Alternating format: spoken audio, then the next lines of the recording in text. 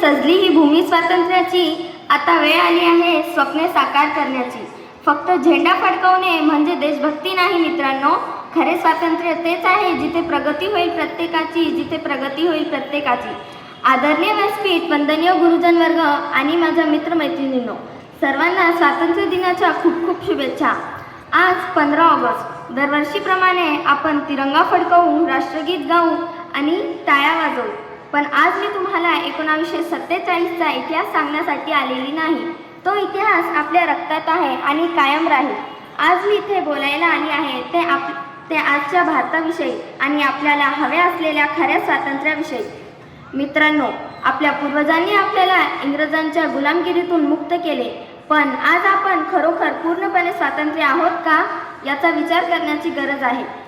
स्वातंत्र्याचा अर्थ फक्त देशाच्या सीमा सुरक्षित ठेवणे हा नाही, तर देश आतून मजबूत करणे हा आहे. जोपर्यंत देशातील एकही मूल शिक्षणापासून वंचित आहे, तोपर्यंत आपण पूर्ण स्वातंत्र्य नाही. जोपर्यंत आपण स्वतः रस्ते कचरामुक्त ठेवत नाही, तोपर्यंत आपण नागरिक म्हणून स्वातंत्र्य नाही. जोपर्यंत आपण सोशल मीडियावर द्वेष पसरवणे थांबवत नाही, तोपर्यंत आपण चुकीच्या विचारांचे गुलाम आहोत. खरा देशभक्त तो नाही जो 15 ऑगस्टला डीपीवर तिरंगा ठेवतो. खरा देशभक्त तो आहे जो ट्रॅफिकचे नियम कधीही तोडत नाही, महिलांचा आणि ज्येष्ठांचा आदर करतो आणि आपले काम प्रामाणिकपणे करतो.